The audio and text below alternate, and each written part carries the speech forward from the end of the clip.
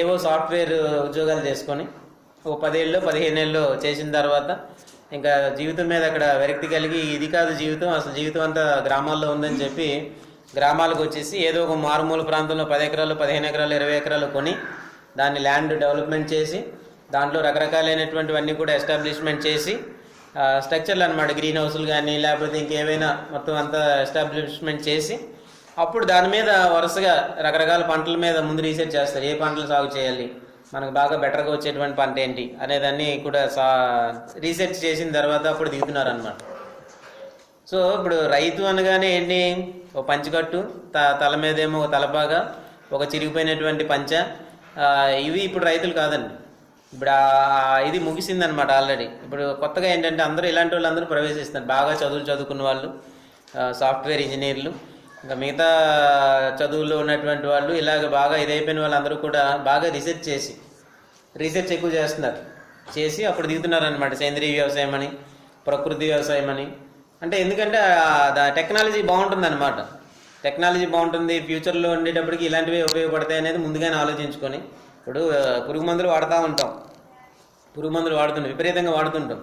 వాటి తాలూకు అవశేషాలన్నీ కూడా మనం తినే కూరగాయల్లోనూ వీటిలోనూ ఉంటాయి.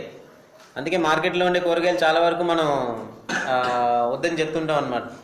ఎందుకు, ఈరోజు మందు కొడతాడు, రేపు అదే కూరగాయలు తీసుకొచ్చి మనకు అమ్మేస్తుంటారు. మనకు తెలియదు అవే తీసుకొచ్చి మనం తింటూ ఉంటాం అనమాట. వీలైనంత వరకు మార్కెట్లో కూరగాయలు వాడకుండా ఉండడం మంచిది.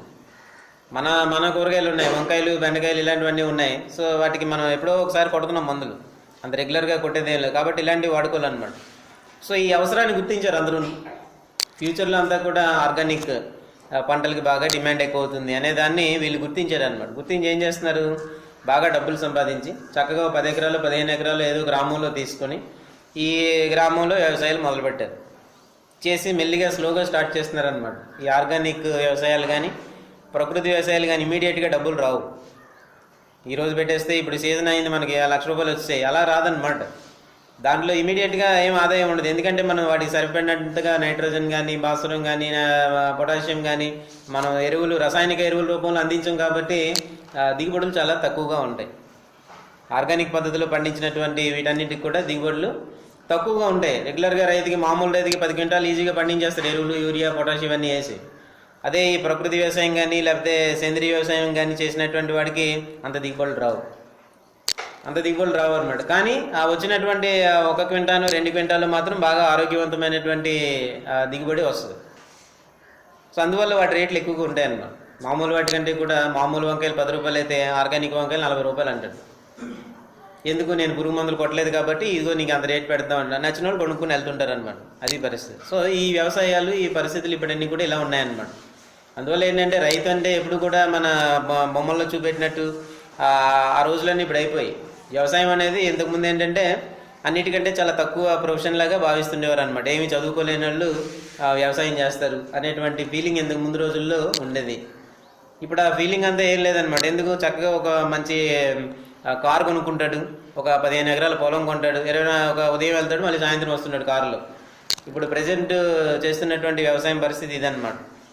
సో వాళ్ళకి ఎలా ఉంటుంది, టెక్నాలజీ అంతా తెలుస్తుంది, కొత్త మార్పులన్నీ తెలుస్తూ ఉంటాయి. వాటన్నిటిని కూడా అక్కడ వాళ్ళు ప్రాక్టీస్ చేస్తూ ఉంటారనమాట. అందువల్ల ఏంటంటే వ్యవసాయం చేయడం అనేది తక్కువగా ఫీల్ అవ్వడానికి ఏం లేదనమాట. అది ఈ రోజుల్లో ఎవడైనా అల్టిమేట్గా ప్రిఫర్ చేసేది ఏం చేస్తున్నారు, వ్యవసాయాన్ని. అన్ని ప్రొఫెషన్స్ అయిపోతున్నాయి, అన్నీ వస్తున్నాయి. ఒకదానికి కొన్ని టైమింగ్స్లో కంప్యూటర్స్ ఉన్నాయి, వాటికి కొంత టైంలో వాటికి మంచి డిమాండ్ ఉంటుంది. అది అయిపోయింది. మళ్ళీ ఇంకో ఏవైనా సరే ఎప్పటికప్పుడు ఎవర్ గ్రీన్గా ఉండేటువంటి ప్రొఫెషన్ ఏదన్నమాట, వ్యవసాయమే. ఎందుకు వ్యవసాయం అంటే, వ్యవసాయంలో మనం ఏం చేస్తామంటే తిండి గింజలు పండిస్తాం. సింపుల్గా మనం చెప్పుకోవాలంటే ఏం చేస్తాం అనమాట, తిండి గింజలు పండిస్తాం. ఎవడైనా సరే భూమి మీద పుట్టినటువంటి ఎవడైనా సరే తెల్లారు లేచిన తర్వాత ఏమీ తినకుండా కాలం అనేది గడవడం అనేది కష్టం. ఉదయం టిఫిన్ చేయాలి, మధ్యాహ్నం అయ్యేటికి భోజనం చేయాలి. భోజనం మరి ఎక్కడి నుంచి వస్తుంది, ఎక్కడో రైతు పండిస్తే వస్తుంది, ఎక్కడో ఒక రైతు. అలాగే మన భారతదేశంలో ఉండేటువంటి రైతులందరూ హాలిడే ప్రకటించారనుకోండి, పంట లేదు. అలా ప్రపంచంలో ఉండే రైతులందరూ కూడా ఈ సంవత్సరం పంటలు పండించట్లేదు అని ఒక తీర్మానానికి వచ్చారనుకోండి, ఎక్కడి నుంచి వస్తాయి గింజలు, ఏం ఉండవు అనమాట. అందువల్ల ఏంటంటే మన కోసం ఎవరో ఒకటి ఎక్కడొకటి పండించేస్తున్నారు కదా అని అనేసుకోవడానికి ఏం లేదు. సో ఎవరో ఒకరు కష్టపడితేనే ఆ గింజలు మనకి వస్తున్నాయి. సో ఆ ఎవరో ఒకరు అనేది ఇప్పుడు ఎలా ఉన్నారంటే బాగా చదువుకున్న వాళ్ళు, ఇలా కొంతకాలం పెద్ద పెద్ద ఉద్యోగాలు చేసిన వాళ్ళందరూ ఇప్పుడు ఆ ప్రొఫెషన్లోకి దిగిపోతున్నారు. ఎందుకు? మధ్యాహ్నం అయ్యేటప్పటికి ఎవరికైనా సరే ఆకలి వేయాల్సిందే. వాడు ఎవడైనా పెద్ద డాక్టర్ కావచ్చు, ఇంజనీర్ కావచ్చు, లేకపోతే ఇంకెవడో కావచ్చు, లేకపోతే పెద్ద మినిస్టర్ కావచ్చు, సీఎం కావచ్చు, పిఎం కావచ్చు, ప్రెసిడెంట్ కావచ్చు, ఎవరికైనా మధ్యాహ్నం అయ్యేటప్పటికి ఆకలి వేస్తున్నావు, గంట అటు ఇటు తేడాలో తినాల్సిందే. ప్రైమ్ మినిస్టర్ కదా అని చెప్పి 5 నెలలకు ఒకసారి తింటాడు ఏంటి? ప్రైమ్ మినిస్టర్ అయితే ఏంటి 5 నెలలకు ఒకసారి తింటాడా, లేదా 4 నెలలకు ఒకసారి తింటాడా? కుదరదు. 12 అయ్యేటోడు తినాల్సిందే. అలాగే ప్రెసిడెంట్ ఉన్నాడు, 10 ఏళ్ళకి ఒకసారి తింటాడు ఏంటి? వాడికి మధ్యాహ్నం 12 అయ్యేటోడికి అందరికంటే ముందు వాళ్ళకే పెడుతుంటారు, అందరూ ఉంటారు కాబట్టి. సో అంటే అర్థం ఏంటనమాట, భూమి మీద పుట్టిన ప్రతి ఒక్కడికి కూడా ఏంటి అవసరం? తిండి గింజలు అవసరం, ఆహారం అనేది ఉండాలి అని అంటే ఎవడొకటి తయారు చేయాలి.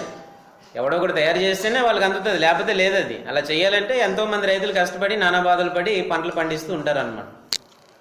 సో ఈ పంటలు పండించే వాళ్ళు ఇప్పుడు విజ్ఞానం అనేది పెరిగింది, ఇలాంటి వాళ్ళందరూ కూడా అందులో ఇన్వాల్వ్ అవుతున్నారు. కాబట్టి అగ్రికల్చర్ అనే దాన్ని మనం చిన్న చూపు చూసుకోవడానికి లేదనమాట.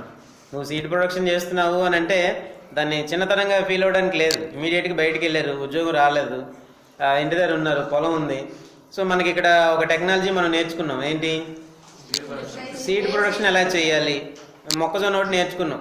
సరే మిగతా పంటలు పక్కన పెట్టండి, మొక్కజొన్న కనీసం మొక్కజొన్న కంపెనీ వాడికి నువ్వు కాంటాక్ట్ అవుతావు. మాకు ఇలా ఒక 3 ఎకరాల పొలం ఉంది, లేకపోతే ఎకరం పొలం ఉంది, మాకు సీడ్ ఇవ్వండి, మేము చేస్తామని. ఏం చేస్తావు, ఎలా చేస్తావు ఏంటి? నేను ఇలా మేము పలానా డిప్లొమా కోర్సులో నేను ఇలా నేర్చుకున్నాను, నేను చేయిస్తాం, ఇవ్వండి అని చెప్పి దాన్ని తీసుకెళ్ళి చేయడమే. సో ఇలా 4 నెలలు 5 నెలలు అయ్యేటప్పటికి దాన్ని ఈల్డ్స్ వస్తే తీసుకెళ్తారు, వచ్చిన అమౌంట్ ఇస్తారు. అది చాలా థ్రిల్లింగ్గా ఉంటుంది అనమాట. ఉద్యోగాలు చేయడం అనేది ఏంటంటే నిజానికి అదొక బానిసత్వం లాంటిది. ఉద్యోగం కోసమే వెంపర్లాడిపోవడం అనేది చాలా పొరపాటు. ఎవడైనా సరే మనకి నెత్తి మీద ఎవడు బాస్ అనేవాడు ఉండకూడదు. ఎప్పుడు మనకి మనమే బాస్ లాగా ఉండాలి. అప్పుడు చాలా ప్రశాంతంగా ఉంటుంది అనమాట. ఇమీడియట్గా మన మీద ఎవడో కూడా ఉన్నాడు అనుకోండి, వాడు 24 గంటలు చేసే పని ఏంటంటే నెత్తి మీద కూర్చోవడమే వాడి పని. ఎక్స్టెన్షన్లో మరి మీరు చదువుకున్నారో లేదో తెలియదు, మీకు కోర్స్ అయింది కదా ఎక్స్టెన్షన్లో, నాయకుల గురించి ఉంటుంది, నాయకత్వం లేదా నాయకుల గురించి ఉంటుంది అనమాట. సో దాంట్లో ప్రజాస్వామ్య లీడర్స్ ఉంటారు, అలాగే చాలా రకాల 3 రకాలైనటువంటి లీడర్స్ ఉంటారనమాట. కింద పనిచేసే వాళ్ళు ఎలా పనిచేస్తున్నారో అన్ని జాగ్రత్తగా చూసుకుని వాళ్ళకి ఎంకరేజ్ చేసి లాభాలు పొందే లీడర్ ఒకడు ఉంటాడు. ఎలాగైతే పోనీ మన పని మనం వాడికి డబ్బులు ఇచ్చినాం కాబట్టి వాడు ఎందుకు పని చేయడు అనేటువంటి వాళ్ళు కొందరు ఉంటారన్నమాట. అప్పుడు పనులు జరగవు. సో ఇలాగా రకరకాలైనటువంటి వీళ్ళందరూ కూడా మనకి ఉంటూ ఉంటారనమాట.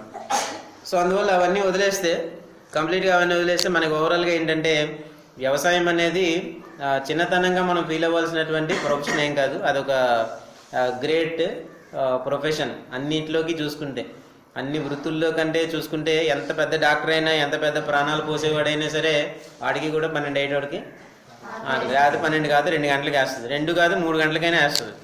మరి తినాల్సిందే. అప్పుడు ఎవరు చేసింది తింటాడు? ఎవరు ప్రొడ్యూస్? రైతే. మళ్ళీ ఇండైరెక్ట్గా వాడికి కూడా రైతే. మరి డాక్టర్లే పెద్ద పెద్ద ప్రాణాలన్నీ పోస్తుంటారు, లేకపోతే సర్జరీలు చేస్తుంటారు, అన్నీ చేస్తుంటారు. సర్జరీలు చేస్తున్నారు కదా అని తిండి మానేస్తారేంటి? లేకపోతే డాక్టర్ కదా అని చెప్పి 4 ట్యాబ్లెట్లు వేసుకుని తినడం మానేస్తారేంటి? ఎవరికైనా అలా ఉంటుందా ఫెసిలిటీ? వాళ్ళకి కూడా లేదు కదా. డాక్టర్ కాబట్టి ట్యాబ్లెట్స్ వేసుకుని 4 రోజులు ఉండిపోతాడంటే అవ్వదు కదా. కేవలం కొంతమందికి ఆ ఫెసిలిటీ ఉంటుంది. ఎవరికంటే అంతరిక్షంలోకి వెళ్ళే వాళ్ళకి కొన్ని రకాలైనటువంటి ట్యాబ్లెట్స్ రూపంలో ఆహారాన్ని తయారు చేసి ఇస్తారనమాట. ఎందుకంటే వాళ్ళు అక్కడ వండుకోవడం చేసుకోవడం అవ్వదు కాబట్టి వాళ్ళకి మాత్రమే ఆ ఫెసిలిటీ. భూమి మీద ఉన్నటువంటి ఎవరికి కూడా అటువంటిది 12 అయ్యేటప్పటికి ఏదో ఒక రూపంలో అన్నాన్ని కానీ, లేకపోతే ఆ ప్రాంతాల వారికి ఎవడేం తినాలో అవన్నీ తినాలి. ఇండైరెక్ట్గా ఎవడు సంబంధం అనమాట? రైతే సంబంధం. ఫైనల్గా అల్టిమేట్గా వచ్చింది ఎవరంటే రైతే. కాబట్టి ఈ ప్రొఫెషన్ అనేది ఎప్పటికైనా ఉంటుంది. మిగతా ఏ ప్రొఫెషన్లు ఎప్పటికీ మధ్యలో ఎండ్ అయిపోయినా సరే ఒకటే మీకు గుర్తు అనమాట, మధ్యాహ్నం అయ్యేటోడికి ఎవరికైనా ఆకలేస్తుంది, రాత్రి అయ్యేటోడికి ఆకలేస్తుంది, ఉదయం లేచిన వెంటనే ఆకలేస్తుంది. నీకు తిండి కావాలంటే మిషన్లో తయారు చేయడానికి అవ్వదు. తిండి కావాలంటే ఏంటంటే ఏ మిషన్లోనూ తయారు చేయలేము. అది కావాలంటే కంపల్సరీగా మనం పంట పండిస్తేనే అవుతుంది. అందువల్ల ఏంటంటే అన్ని రకాల ప్రొఫెషన్లు అంతమైపోయినా సరే మిగిలిపోయేటువంటి ప్రొఫెషన్ ఏంటనమాట? వ్యవసాయం అనేది. కాబట్టి వ్యవసాయాన్ని నమ్ముకున్నవాడు ఎవడు కూడా ఎప్పుడు దెబ్బతినడం అనేది ఉండదు. అంటే ఎక్స్ట్రాలు చేస్తే దెబ్బతింటారు, ఓవర్ యాక్షన్ చేస్తే దెబ్బతింటారు. అంటే చేయాల్సిన పనులు చేయకుండా అతిగా ఊహించుకున్నా, లేకపోతే చేయాల్సినటువంటి పనులు చేయకపోయినా సరే వ్యవసాయంలో దెబ్బతినడం అనేది జరుగుతూ ఉంటుంది అనమాట. సో పద్ధతి ప్రకారం వెళ్ళిపోతూ ఉంటే సరిపోదు. అప్పుడప్పుడు మాకు ఎవరొకరు ఫోన్ చేస్తుంటారు అనమాట, ఇలాగా సుభాష్ పాలేకర్ పుస్తకాలు కొన్నానండి, ఒక 7-8 ఎకరాలు ఈసారి మొత్తం వ్యవసాయం అంతా ప్రకృతి వ్యవసాయం పెట్టేద్దాం అనుకుంటున్నాను, అది ఇది అని. కుదరదు అలాగా. మేము వెంటనే చెప్పేది ఏంటంటే, నువ్వు 7-8 ఎకరాలు ఒకేసారి ప్రకృతి వ్యవసాయం దిగిపోతే ఏముండదు. నువ్వు ఏదైనా చేయాలనుకుంటే 1 ఎకరం లేకపోతే 1 ఎకరంన్నరలో ఆ వ్యవసాయాన్ని మొదలెట్టి అలాగ మెల్లిమెల్లిగా ఇంక్రీజ్ చేసుకుంటూ వెళ్తే దాని తాలూకు బెనిఫిట్స్ అన్నీ వస్తాయి తప్ప, ఒకేసారి మనం అలా చేసుకుని వెళ్ళిపోవడం వల్ల ఏం జరుగుతుందంటే దిగుబడి రాదు. ఇమీడియట్గా మీకు ఒకటే ఇదనమాట, ఏం జరుగుద్ది, దిగుబడి అనేది వెంటనే ఇమీడియట్గా మీకు కనపడదు, నష్టం వస్తుంది. ఆ నష్టాన్ని భర్తీ చేయడం కోసం అప్పులు చేస్తావు, ఆ అప్పులు మళ్ళీ పెరిగిపోతూ ఉంటాయి. 3-4 ఏళ్ళ వరకు నీకేమీ ఎలాంటి ఆదాయం ఉండదు, ఏముండదు. మరి అన్నీ అప్పులు చేస్తుండాలి.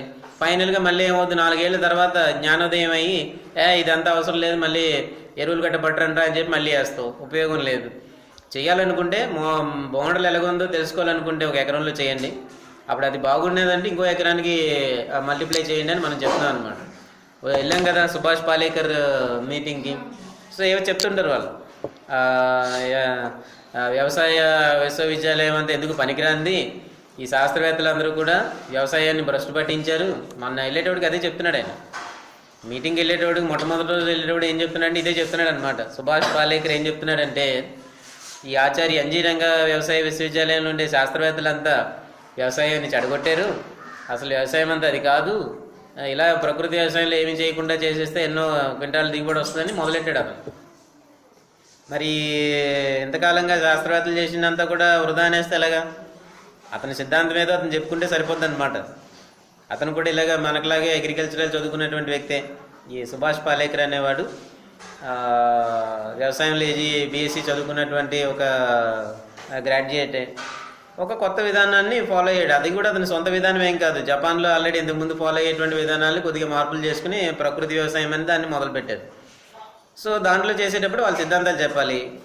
యూనివర్సిటీ వాళ్ళందరూ తప్పు చేశారు, యూనివర్సిటీ వాళ్ళందరూ వ్యవసాయాన్ని పాడు చేశారు, ఇలాగనేటప్పటికీ యూనివర్సిటీ అందరికీ కోపం వస్తుంది అనమాట. అందరూ ఉండే అందుకే ఆ కార్యక్రమంలో ఎక్కువ మంది సైంటిస్టులు పాల్గొనలేదు. మనం వెళ్ళినటువంటి కార్యక్రమంలో గవర్నమెంట్కి సంబంధించినటువంటి అఫీషియల్స్ ఎక్కువ మంది పాల్గొలేదు, సైంటిస్టులు ఎక్కువ మంది పాల్గొలేదు, ఇతరులు కూడా ఎక్కువ మంది రాలేదు. అందుకే అనమాట రైతులందరినీ కూర్చోబెట్టి అలాగే ఏదో మాట్లాడి పంపించేస్తుంటారు. సో అది కొంతమంది ఫాలో అవుతుంటారు, కొంతమంది ఇలాగా ఫాలో అవుతుంటారు అనమాట. కానీ ఏంటంటే అందరూ ఫాలో అయిపోవడానికి అది కుదరదు. ఎందుకనంటే సరైనటువంటి దిగుబడులు వచ్చేటువంటి పరిస్థితి ముందుగా ఉండదు. ఆర్గానిక్కే, ఆరోగ్యమే, అంతా మంచిదే, భూమికి మంచిదే, ఆరోగ్యానికి మంచిదే, అన్నిటికీ మంచిదే. కానీ మరి డబ్బులు లేకుండా ఏమవుతుంది కదా, దిగుబడి రావాలి, దిగుబడి ఉంటే డబ్బులు వస్తాయి, డబ్బులు వస్తే పెట్టుబడి ఉంటుంది, రన్ అవుతుంటుంది వ్యాపారం. నీకు ముందే నువ్వేమో ₹1,00,000 పెట్టుబడి పెట్టేసి జీరో ఆదాయం వస్తే ఏమవుద్ది, బీసీఆర్లో జీరో అయిపోద్ది అనమాట. మనకు వచ్చే డబ్బులు ఏమి ఉండదు, ఆదాయం సరిపోదు, అసలు లాభమే రాదు, పెట్టుబడి అలా పెడుతూ ఉంటాం, ఏం ఉపయోగం? సామాన్యమైనటువంటి రైతు అలాంటి వ్యవసాయాలు చేయడానికి కుదరదు అనమాట.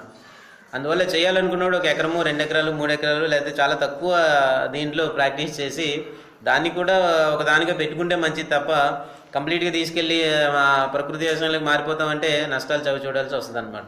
అందువల్ల ఇప్పుడున్నటువంటి వాళ్ళందరూ కూడా ఇలాంటి వ్యవసాయాలు, సేంద్రీయ వ్యవసాయాలు ఇలాంటివన్నీ కూడా చేస్తున్నారు. ఈ చుట్టుపక్కల చాలామంది రైతులు ఉన్నారు మన సాలూరు సరౌండింగ్స్లో. ఇప్పుడు నేను ఏవైతే చెప్పానో అలాంటి క్యారెక్టర్స్ ఉన్న వాళ్ళు చాలామంది ఉన్నారనమాట. మనకి ఎప్పుడైనా వీలు పడితే వాళ్ళ దగ్గరికి మిమ్మల్ని తీసుకెళ్ళి పరిచయం చేయడం జరుగుతుంది. సో అమెరికాలో 10 years వర్క్ చేసి సాఫ్ట్వేర్ కంపెనీలోనో లేదా ఎక్కడో చేసి వచ్చేసిన ఒక ఆవిడ ఇక్కడ పనిచేస్తున్నారు. మన దగ్గరలోనే సాలూరులోనే ఉంటుంది ఒక ఆవిడ.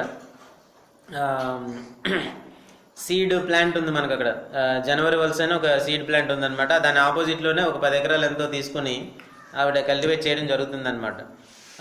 15 ఏళ్ళు ఎంతో ఆవిడ అమెరికాలో ఉండి రావడం జరిగింది. వచ్చిన తర్వాత ఇక్కడ ఈ ప్రకృతి వ్యవసాయం అది ఇది అని చెప్పేసి అక్కడ చేస్తున్నారు. ఆవిడ పేరు యామిని అని. మన కాలేజీకి కూడా 2-3 సార్లు ఆవిడ రావడం జరిగింది. సో ఆవిడ దగ్గరికి మనం ఎప్పుడైనా ఒకసారి వెళ్ళి మనం విజిట్ చేయొచ్చు. సో కొత్త న్యూ జనరేషన్ రైతుల పేర్లు మీకు నేను చెప్తున్నాను. న్యూ జనరేషన్ రైతులు ఎలా ఉంటారు అనేది మీకు చెప్తున్నాను అనమాట. అంటే అగ్రికల్చర్ అనేది ఒక చండాలమైన ప్రొఫెషన్ అలా అనుకోవడానికి ఏం లేదనమాట. కొత్త తరం రైతులు ఎలా ఉంటారనేది నేను చెప్తున్నాను. అలాగే ఇక్కడ రాంభద్రపురం దగ్గర మనకు తెలిసిన లొకేషన్స్లోనే చెప్తున్నాను. రాంభద్రపురం దగ్గర లోపలికి వెళ్తే ఒక ఇట్లా మామిడిపల్లి అని ఒక విలేజ్ ఉందన్నమాట లోపల. అక్కడ ఒక ఆవిడ ఉంది. ఆవిడ కూడా అమెరికాలో 10 ఏళ్ళు ఎంతో పనిచేసి ఆ ఉద్యోగానికి రిజైన్ చేసి ఇక్కడికి వచ్చి ఒక 15 ఎకరాలు 20 ఎకరాలు కొనుక్కొని వ్యవసాయం చేస్తుంది ఒక ఆవిడ. లేడీసే వీళ్ళందరూ. ఆ పేరు నాకు సరిగా ఆవిడ ఐడియా పేరు ఐడియా లేదు. ఆవిడ కూడా 10 ఏళ్ల పాటు ఎక్కడ 10 ఏళ్ళు 15 ఏళ్ళు అమెరికాలో ఉండి ఇంకా అవన్నీ వదిలేసి రిజైన్ చేసి ఇక్కడ చేస్తుంది అనమాట. ఈమూ బోర్డ్స్ పెట్టారు, ఇంకేవో రకరకాల వ్యవసాయం అంతా చేస్తున్నారు. వైజాగ్ నుంచి ఆవిడ అప్ అండ్ డౌన్ చేస్తూ ఉంటుంది. సో ఆవిడ కూడా ఒక రైతు. వీళ్ళందరూ కూడా తక్కువ ఏజే, బిలో 50 లోపు ఉండేటువంటి రైతులే వీళ్ళందరూ. వీళ్ళందరూ ప్రజెంట్ జనరేషన్ రైతులు అనమాట.